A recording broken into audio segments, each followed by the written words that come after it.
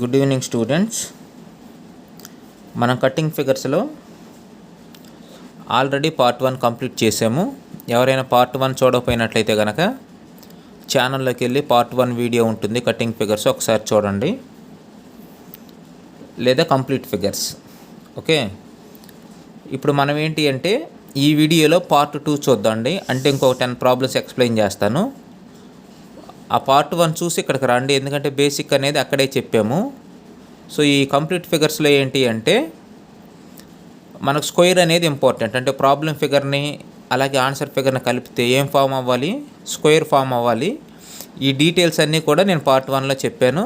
అలాగే ఒక 10 problems explain చేయడం జరిగింది. కాబట్టి ఎవరైనా పార్ట్ 1 చూడకుండా ఇక్కడికి వచ్చి ఉన్నట్లయితే కనుక సో ఒకసారి వెళ్ళి పార్ట్ 1 చూడండి, తర్వాత పార్ట్ 2 ఫాలో అవ్వండి. ఓకేనా? సో ఈ క్లాస్ దేనికి సంబంధించి అంటే నవోదయ, సైనిక్, అలాగే ఆర్ఎంఎస్ ఎంట్రన్స్ ఎగ్జామ్కి ఎవరైనా ప్రిపేర్ అవుతున్నట్లయితే కనుక సో వాళ్ళకి సంబంధించింది. వాళ్ళకి కావాల్సిన మెటీరియల్ అలాగే కోచింగ్ మేము ప్రొవైడ్ చేస్తాము. ఎవరైనా ఇంట్రెస్ట్ ఉంటే కనుక స్క్రీన్ మీద కనిపించిన నెంబర్కి ఒకసారి కాల్ చేయండి. మెటీరియల్ కావాలంటే మెటీరియల్ పోస్ట్ ద్వారా పంపిస్తాము. అలాగే మేము ఏ మెటీరియల్ అయితే చెప్తున్నామో ఇప్పుడు క్లాస్లో అదే మెటీరియల్ మీకు పంపించడం జరుగుతుంది. మీకు ప్రాక్టీస్కి లెసన్ వైజ్ ఎగ్జామ్స్ ఉంటాయి. ఒక 30 వరకు కూడా గ్రాండ్ టెస్ట్లను, అలాగే మోడల్ పేపర్లు, అలాగే ఇంతకుముందు ఇచ్చిన ఎగ్జామ్లో ఇచ్చిన ప్రీవియస్ క్వశ్చన్ పేపర్స్ అనేవి ఉంటాయి. Okay, so thank you. మనం ఇప్పుడు క్లాస్లోకి వెళ్దాండి. ఇక్కడ చూడండి, ఇక్కడ ఏమి ఇచ్చాడు అంటే క్వశ్చన్ ఫిగర్ అన్నమాట ఇది. సో ఈ క్వశ్చన్ ఫిగర్కి ఇక్కడ ఇచ్చిన ఆన్సర్ ఫిగర్లో దేన్ని కలిపితే స్క్వేర్ అనేది ఫామ్ అవుతుంది అనేది మనం ఐడెంటిఫై చేయాలి. దానికోసం మనం ఏం చేయాలి అంటే దీనికి నువ్వు స్క్వేర్ షేప్ని డ్రా చేసేయండి.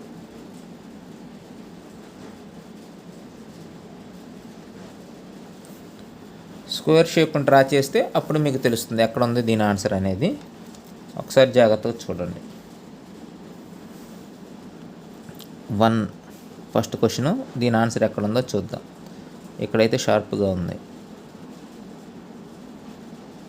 ఇక్కడ చూడండి, ఇది క్రాస్. ఏలో ఇక్కడికి వచ్చేసి ఇది ఇలా వెళ్ళిపోతుంది. ఇక్కడ కొంచెం కరెక్ట్గా లేదన్నమాట, అంటే స్ట్రైట్ లైన్ లాగా లేదు, కొంచెం బెండ్ ఇచ్చాడు. ఇక్కడ అన్నా కానీ కొంచెం వెడల్పు ఎక్కువ ఉంది. సో కాబట్టి ఏ కాదు. బి చూస్తే మనకి ఏంటి అంటే ఇది లెంత్ ఎక్కువ ఉంది కాబట్టి ఇది కాదన్నమాట. సి చూద్దండి. సి చూస్తే చూడండి, ఇక్కడ కర్వ్ అనేది చాలా లాంగ్ ఉంది, ఇక్కడ కర్వ్ వచ్చేసరికి చాలా తక్కువ ఉంది. ఇప్పుడు డి ఫిగర్ చూసామనుకోండి, చూడండి ఇక్కడ ఇలా ఉంది, ఇది క్రాసు, ఈ క్రాసు కూడా చాలా తక్కువ ఉంది కాబట్టి ఆప్షన్ డి రైట్ అన్నమాట. నెక్స్ట్ సెకండ్ ప్రాబ్లం చూద్దండి. సో దీనికి కూడా ఏంటి అంటే మనము స్క్వేర్ ఫిగర్ని డ్రా చేద్దాం.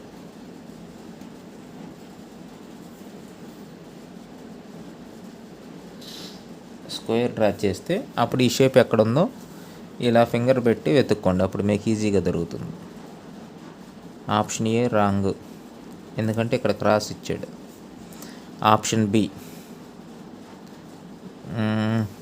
ఇక్కడ కరెక్ట్గానే ఉంది, కానీ ఇక్కడ చూడండి ఇది కొంచెం మ్యాచ్ అవ్వలేదు. ఆప్షన్ సి చూడండి, ఆప్షన్ బి, ఆప్షన్ సి రెండు చాలా సిమిలర్గా ఉన్నాయి.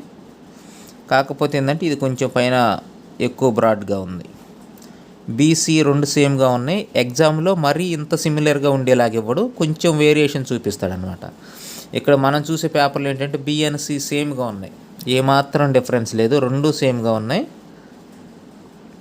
ఓకే, సో ఎగ్జామ్లోనైతే కనుక ఇంత సిమిలర్గా ఎవరు బి కానీ సికి.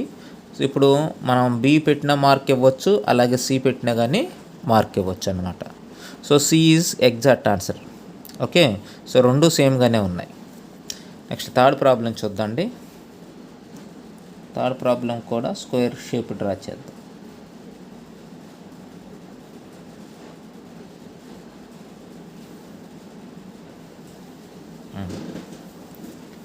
ఇది ఈ షేప్లో ఉంది, ఇక్కడ మరీ ఎక్కువ క్రాస్ ఉందన్నమాట. ఈకి ఇక్కడ ఎక్కువ లావు కూడా ఉండాలి. ఇక్కడ చూడండి, ఈ అంటే ఇక్కడ వెడల్పుగా ఉంది కదా.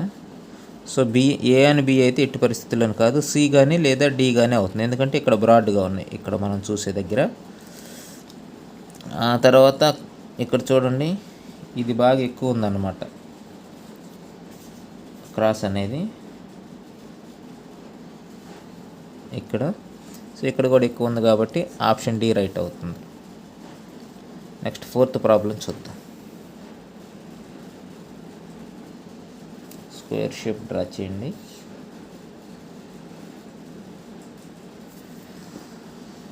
ఇలా క్లోజ్ చేసి చూడండి, దీని ఆన్సర్ ఎక్కడ ఉందో మీకు అర్థమైపోతుంది ఈజీగా. ఇక్కడ ఇంత లావు లేదు ఏలో, కానీ బిలో మాత్రం కరెక్ట్గా సరిపోయినంత ఉంది. సిలో అంతే ఉంది, కానీ ఇక్కడ మరీ క్రాస్ ఎక్కువ వచ్చింది. డి అసలు కానీ కాదు, బీసీలు సిమిలర్గా ఉన్నాయి, కానీ ఇక్కడ ఎక్కువ క్రాస్ వచ్చింది కాబట్టి బి ఈజ్ రైట్ ఆప్షన్ అన్నమాట. 4th one. Next 5th one చూద్దాండి. దీనికి ఏం చేద్దాము, మళ్ళీ స్క్వేరే డ్రా చేయండి.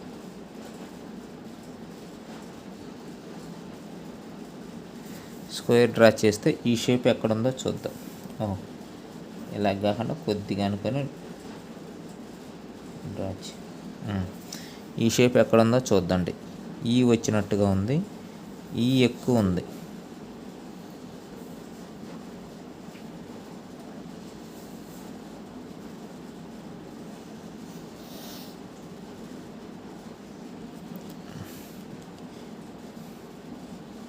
ఏ రైట్ ఆప్షన్ అవుతుంది? 5th ఏ రైట్ ఆప్షన్. ఓకే, ఆలోచించే పనే లేదు, ఇక్కడ ఏమి అంత సిమిలర్గా ఏం లేవు కాబట్టి A right option, no confusion. Next 6th problem చూద్దండి.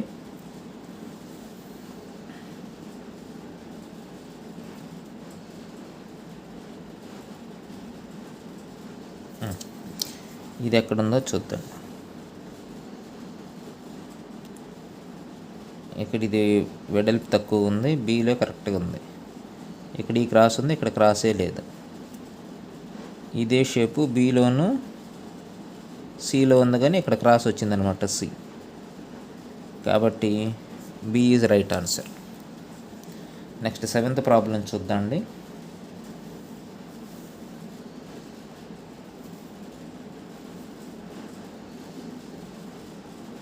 కొంచెం అనుకొని స్క్వేర్ షేపు డ్రా చేద్దాం.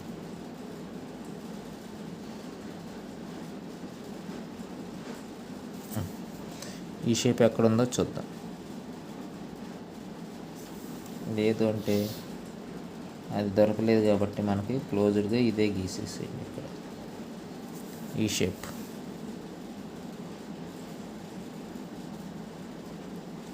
ఈ షేప్ ఎక్కడుందో చూడండి. ఎక్కడ దొరుకుతుంది మనకి? ఇక్కడ క్రాస్ ఉంది, సో బిలో ఉందన్నమాట ఆ షేపు. ఏలో అంటే మరీ లోపలికి ఉంది కాబట్టి ఆ షేప్ ఎక్కడ ఉందంటే మనకి బిలోనే ఉంది.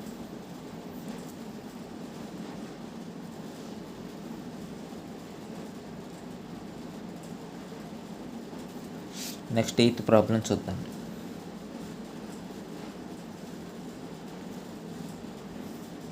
బీఆర్సి అన్నమాట. బీఆర్సి ఏదైనా రైట్ ఆన్సర్ ఇవ్వచ్చు. Next 8th problem చూద్దాండి.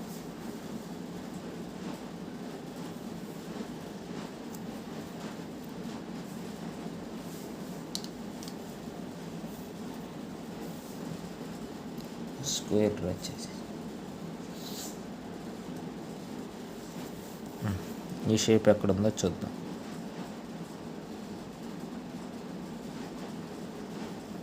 బిలో ఉంది, ఈజీగా దొరికిపోతుంది అనమాట. బిలో ఉంటుంది, ఒకసారి చెక్ చేయి.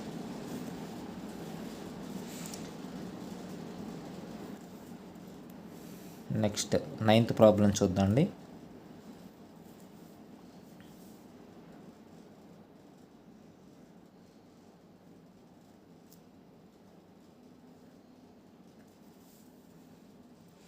ఈ షేప్ ఎక్కడుంది?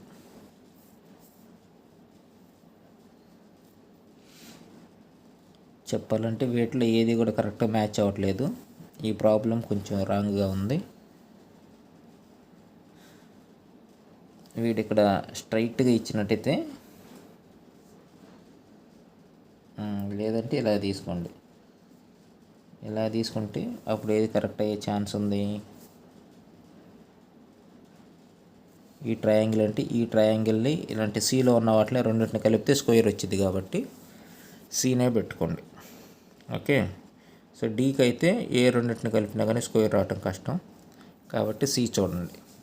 కొంచెం 9th ప్రాబ్లం రాంగే ఉంది, ఆప్షన్స్ కరెక్ట్గా ఇవ్వలేదు కాబట్టి దాని గురించి వర్రీ అవ్వద్దు. నెక్స్ట్ 10th ప్రాబ్లంలోకి వచ్చేసేయండి. దీని ఆన్సర్ ఎక్కడ ఉందో చూద్దాం.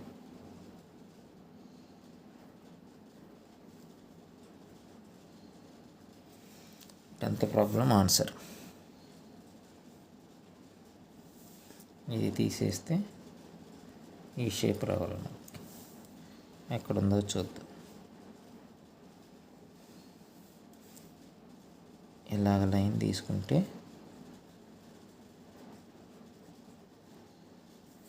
మనకు కరెక్ట్గా డి మ్యాచ్ అవుతుంది. కరెక్ట్గా డి అనేది మ్యాచ్ అవుతుంది. ఓకే, సో ఈ విధంగా మన మెటీరియల్లో ఉన్న ఎక్సర్సైజ్ ప్రాబ్లమ్స్ అన్నీ ప్రాక్టీస్ చేస్తే ఎగ్జామ్లో ఈజీగా పెట్టుకోవచ్చు. సో తొందరగా కంప్లీట్ చేసుకోవచ్చు అనమాట. ఈ రీజనింగ్ నుంచి మనకి నవోదయ వాళ్ళకైతే కనుక 40 మార్క్స్, 40 బిట్స్ ఇస్తాడు, 50 మార్క్స్. సో చాలా ఎక్కువ మార్కులు ఉంటాయి నవోదయ వాళ్ళకి. అలాగే సైనిక్ వాళ్ళకి 25 మార్క్స్ ఉంటాయి. కాబట్టి ఎవరైనా నవోదయకి కానీ సైనిక్ కానీ ఆర్ఎంఎస్ కానీ ప్రిపేర్ అవుతున్నట్లయితే స్క్రీన్ మీద కనిపించే నెంబర్కి కాల్ చేయండి. మీకు మెటీరియల్ కావాలంటే మెటీరియల్ ఇస్తాము, లేదా ఆన్లైన్లో ఫ్రీ క్లాసులు చెప్తాము. మా ఛానల్ సబ్స్క్రైబ్ చేసి ఇంకా ఎవరైనా ప్రిపేర్ అవుతుంటే వాళ్ళకి షేర్ చేయండి. Thank you.